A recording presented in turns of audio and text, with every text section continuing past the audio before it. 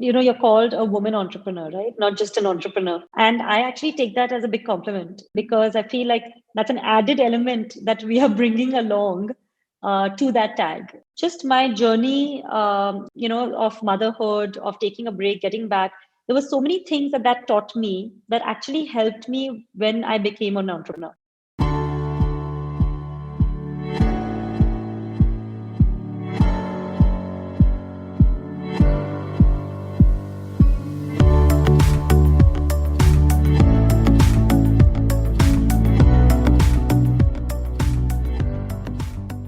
Did you know that about 50% of all Indian women take a break within 3 years of starting work, and 80% of them cannot find a way back to work? That's an alarming brain drain of women talent in the workforce, right? It's exactly this issue that I have a chat with Neha Bagaria on this week's episode of Maharani Talks. Neha Bagaria started JobsForHer with the sole aim of getting women, especially mothers, to realize their potential. It was her own break from her career when she became a mother that got Neha thinking about the need to fill this gap. Since its inception in 2015, JobsForHer has worked with over 2 million women in 7,500 companies. A Wharton graduate, Neha has been listed in Forbes India's 2018 W Power Trailblazers and 10 Most Impactful Women in Tech 2020 by Analytics Insight. Hi, I'm Mahati Rangarajan, and stay tuned for this interesting conversation. So how things have been? You happen to mention that the physical office is now opening up on Tuesdays and Thursdays. So how have things been for you? Well, I think 2021 has actually started on a pretty strong footing. We have very high expectations from this year, given what we all went through in the last year. Yeah. And from a hiring point of view, we are seeing companies coming back with a bang. And in fact, they're quite an overdrive now to make up for all the lost time of last year. So, which is why we felt that it was important that we start slowly we start the return to office also slowly, and start moving towards this new hybrid model. I think that will become a norm in the future. By hybrid, you mean work from home and, come to office. Yeah, I don't think we are going back to the old normal, of every employee being expected to work full time from the office. It's frankly quite a waste of commuting time. It's a waste of infrastructure costs. It's You lose a lot of productivity because of all of that. But for the collaboration, for the water cooler conversations, to Yeah, increase your bonding amongst your colleagues, that physical interaction is also important. true. So I think we're moving to a new normal where it will be a hybrid model between working from home for when you're doing all your individual work, and then coming to the office and interacting with your colleagues to encourage the collaboration, coordination, and just strategic thinking. I agree. And working from home is no longer seen as the poor cousin of productivity.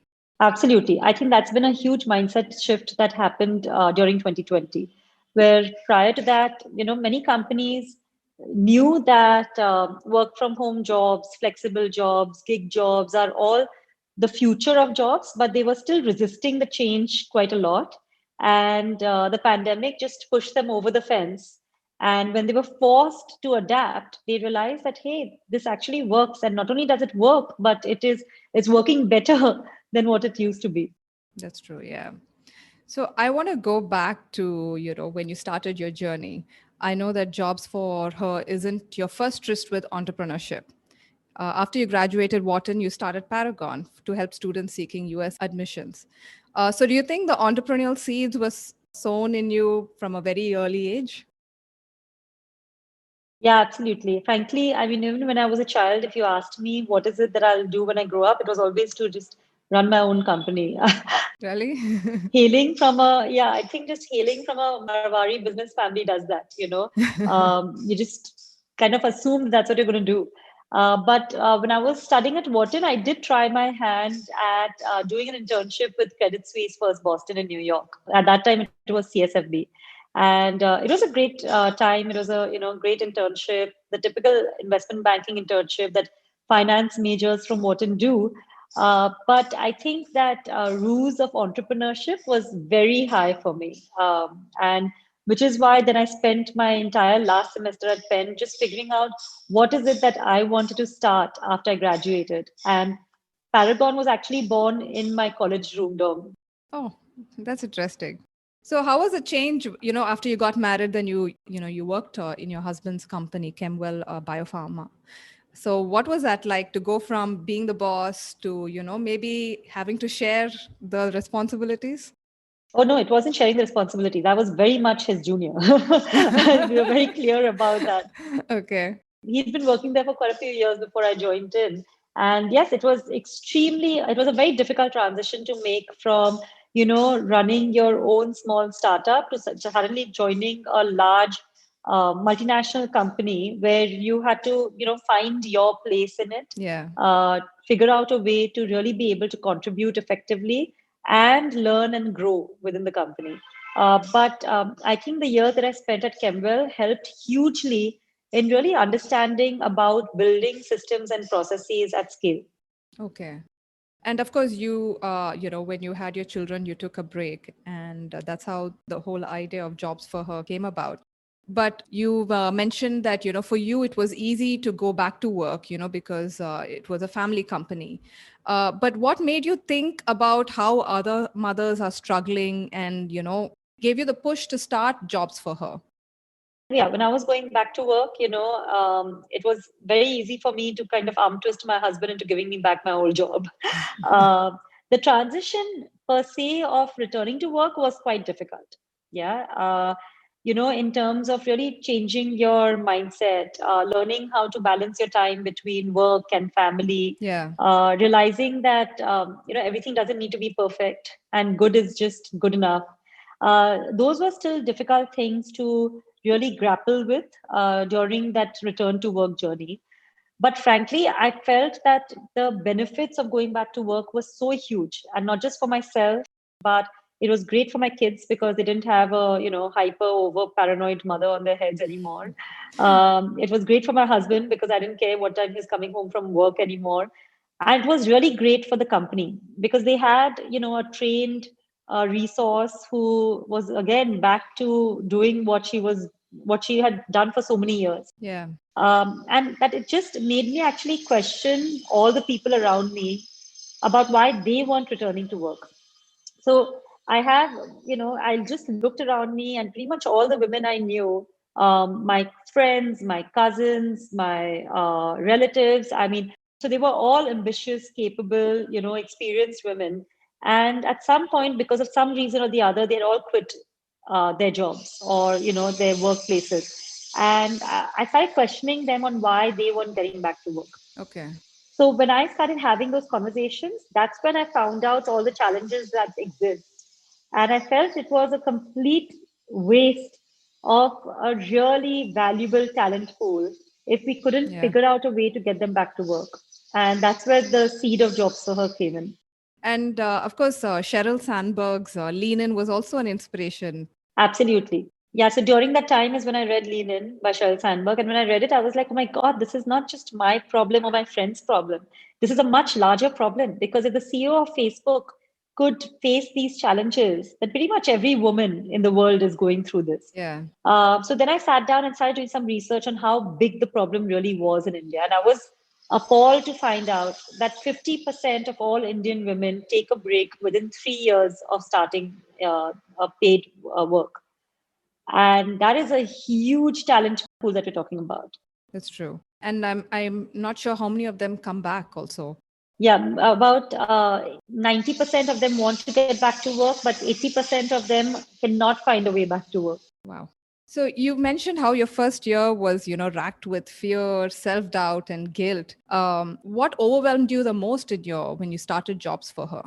So again, I'm going to quote Sheryl Sandberg here, where she says that there are a lot of fears that hold women back, but the holy trinity of fear is what she calls the fear of being a bad mother, bad wife, and a bad daughter.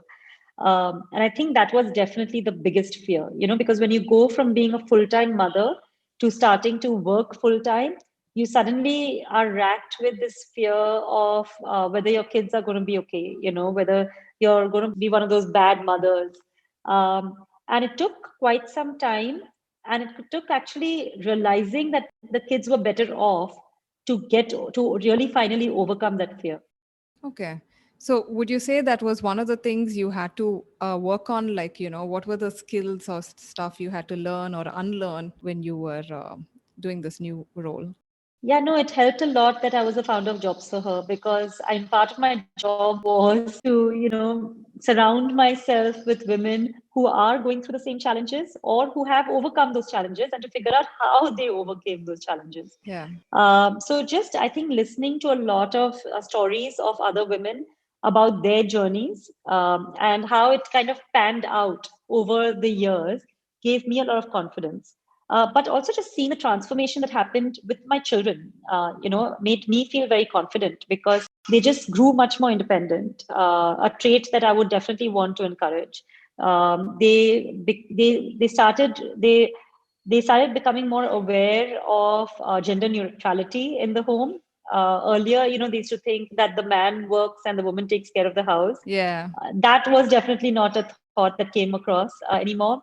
And and there was a lot that I could actually bring back to them that I was learning at my workplace. I mean, lessons on hard work, on failure, on success, on achievement, on dedication. These are all very valuable lessons that I wanted to teach them. And you can only teach by doing, not just by speaking. I agree. When you started Jobs for Her back in March 2015, what was the response like from companies? Were they willing to, use this pool of workforce? Well, so we had a mixed response from companies. There were a lot of so the multinationals, frankly, the story was sold before we knocked on the door.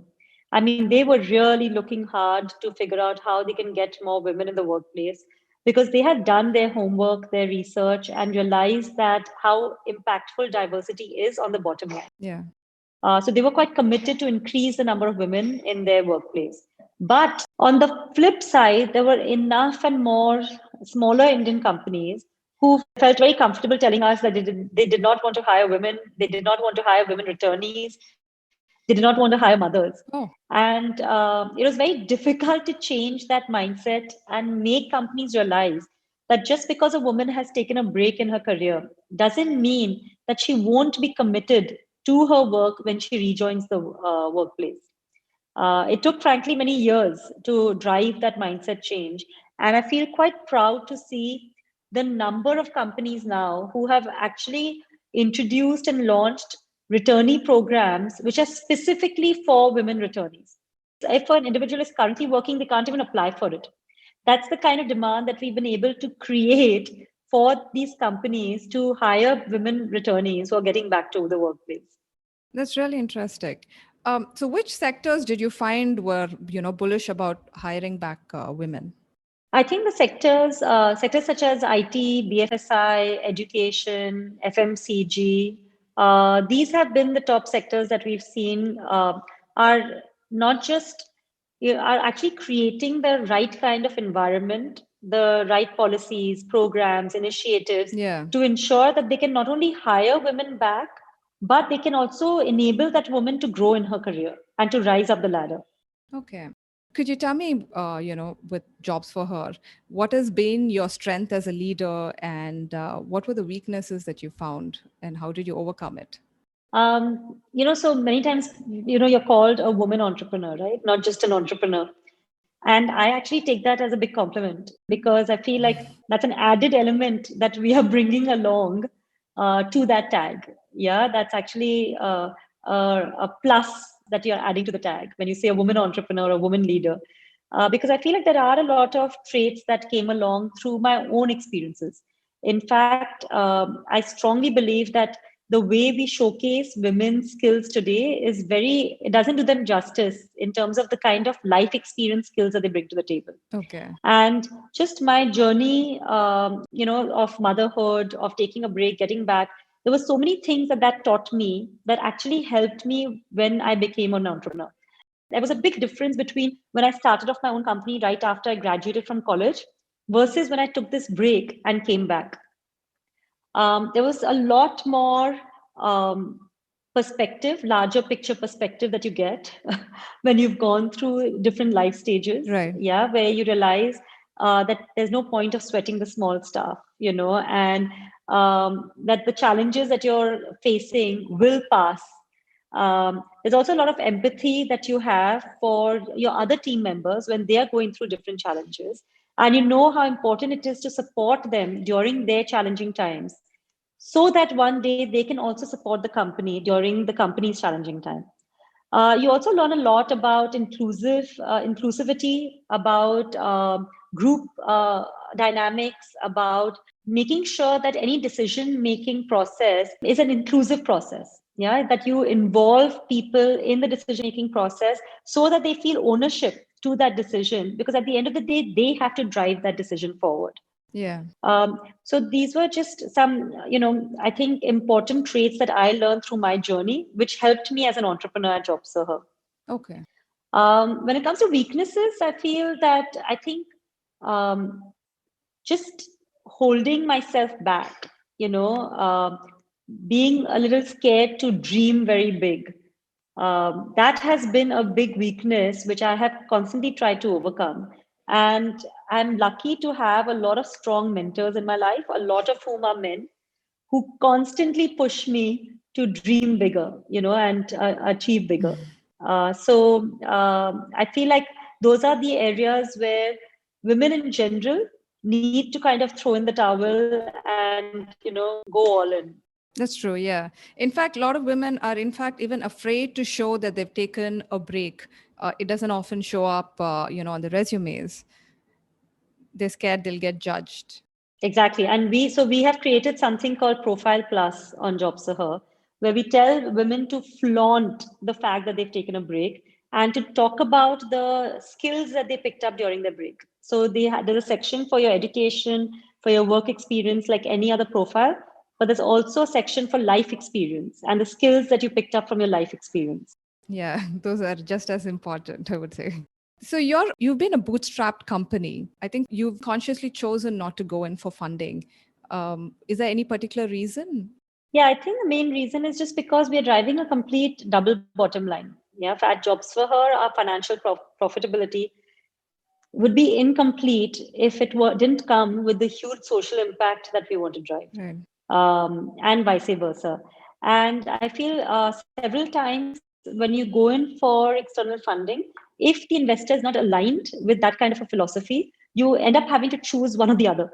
And that would be an impossible decision to make because like we rest on both those pillars. Yeah. And how hard was it for you to build your team? I think you started from 6 members at, Church Street Social. And I'm guessing you have more than 50 members now? That's right. That's exactly right. It actually, I mean, building the team was actually the most fun part because we run a platform like JobsForHer. At some point, I remember my husband telling me that the point is not for you to hire everyone on your platform. I kept coming across so many amazing, talented women that I just wanted to hire them all. And I mean, and that starting team that you're talking about from Church Street Social, I'm like so, proud to tell you that they're still part of the JobsForHer team 6 years later. Oh, wonderful.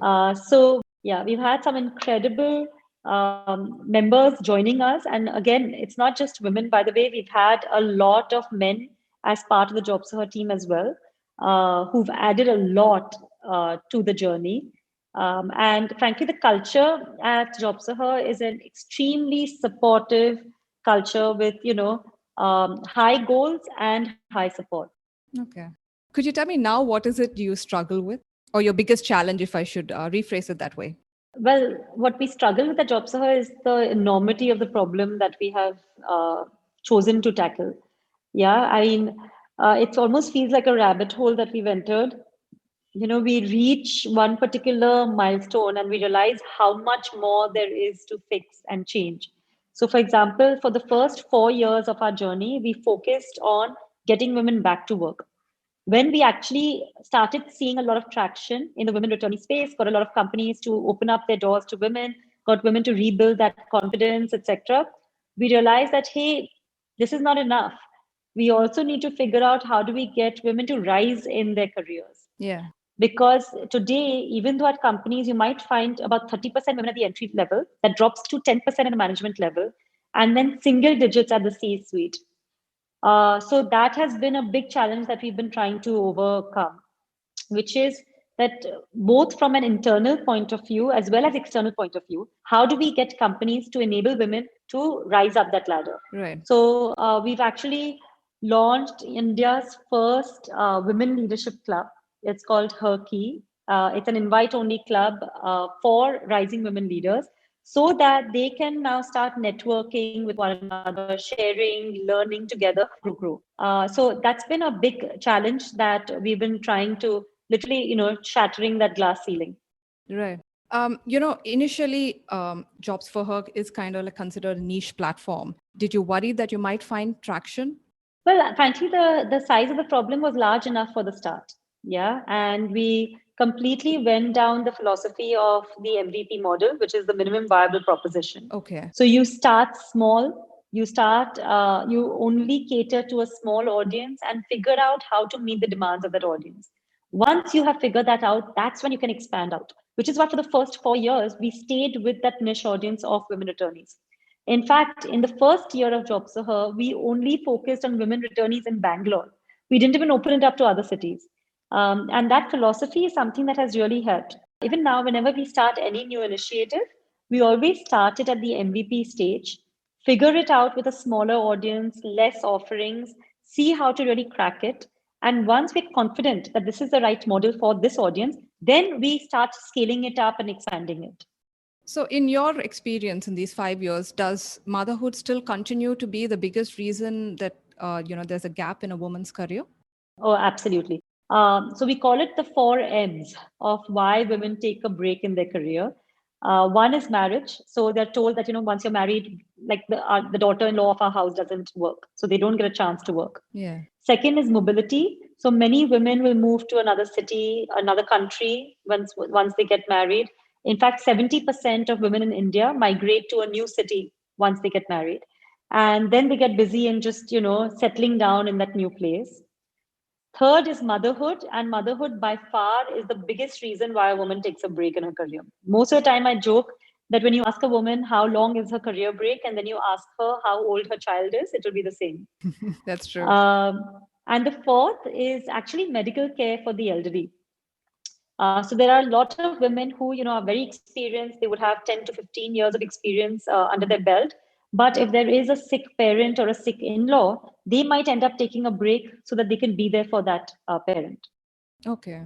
So, how has this pandemic exacerbated this condition for women? Because a lot of women have lost their jobs. In fact, by a recent data, according to United Nations Global Compact, women in labor force has declined from 34% in 2006 to 24.8% in 2020. But I also know that from data from Jobs for Her platform itself, that there shows there's a 22% increase in work from home opportunities for women, and 27% increase in demand for companies for women in their workforce. So could you explain this paradox?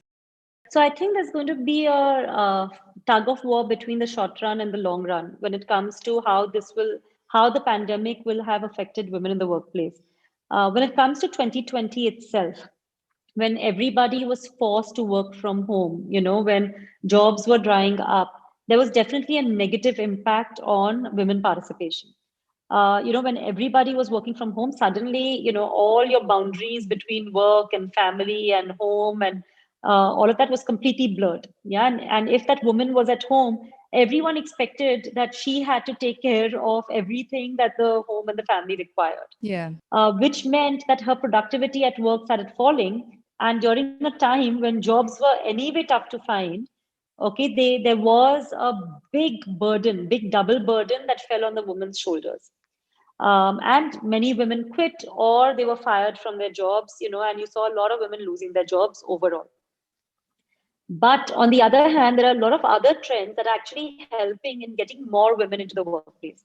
One of them, like you mentioned, is the work from home jobs. This entire shift that is happening now towards companies realizing that a significant proportion of their labor force can permanently work from home is suddenly opening up huge job opportunities for women, not just in tier one cities, but also in tier two and tier three cities. Okay. And like we said, that if there are a lot of women who are qualified and capable, who are now married and have moved to tier 2, tier 3 cities, they suddenly have all these opportunities open up to them as well. So that is one trend that is increasing. Secondly, we are seeing that families and society, they're realizing that, hey, that women's career, that double income is extremely important for the family's needs. And once how important that woman's career is for the family standpoint, suddenly the family starts to support that woman's career. Suddenly they don't question it. Suddenly they are more willing to, give her the time, space, and energy required to focus on her job and her work. So that's another thing that we are seeing shift, which is just the importance of that woman's career has gone up. So, but that you will see that impact will take like the medium to long term to really start playing out. Yeah. Third is from companies' point of view, many of these companies are actually seeing this as a great way to start creating some balance in the workplace. When a lot of them ended up with layoffs and cutbacks, when they are now rehiring, they're making sure that they're getting enough women rejoining them as well. So the demand for women talent is going up again. So in the short run, it had a negative impact. But as we move away from those strict lockdowns and the complete knee-jerk reaction that companies had, we're now seeing a positive trend. Okay. And do you think post-pandemic corporates will continue this positive trend? Oh, yes, absolutely. We just completed the application form of 300 plus companies for the diversity awards. We carry this out every year. And we've been running data on the number of companies that are looking at hiring women through 2021. And about 80% of them have said that we are looking at hiring women. That's nice. So what are your plans for Jobs for Her in the coming year? So our plans with JobsForHer are really revolve around using the right technology to be able to scale the kind of requirements that our women have as well as our companies have. So from the women's point of view, we want to be able to figure out how women can truly showcase their skills, their capabilities. How can they network with other women? How can they get reskilled and mentored to rise up in their careers? And from the company's point of view also, we're trying to figure out how we can use technology to ensure that they are finding the right candidate for the right job in the right amount of time. And that can only happen if we use AI tools, ML tools, data science tools to be able to do that quickly and effectively at scale. Okay. And that's why you've also started Her Tech Academy, right? With your knowledge partner, Simply Learn. Yes, absolutely. So we started the Her Tech Academy because, at JobsForHer, we're seeing a huge demand happening for women in tech, basically for tech talent. And if the future of jobs, and this is by companies in industries ranging from not just tech to BFSI to manufacturing to pharma to healthcare, they're all hiring in tech. And if the future of jobs lies in tech, we want to make sure that women are equal participants of that future. In order to do that, we want to bridge the skilling gap that is there right now for women to be able to grab those opportunities. And that's why we launched the Her Tech Academy, so that we can help in the skilling of these women. And we're giving out 101 scholarships every month for women to be able to take these tech courses. So any plans to go global? Frankly, we have our hands full in India. That will be another rabbit hole for another day. Yeah. But I think it's a wonderful a platform like Jobs for Her is doing for so many, women to come back into the workforce. Thanks, Madhi. Yeah, and it will take a lifetime to fix it. Yeah. I think the mindset needs first to change. So, yeah. Thanks so much, Neha, for coming on the podcast. It was such a pleasure talking to you. Great. Thank you so much, Madhi, for inviting me. And I look forward to all our future interactions.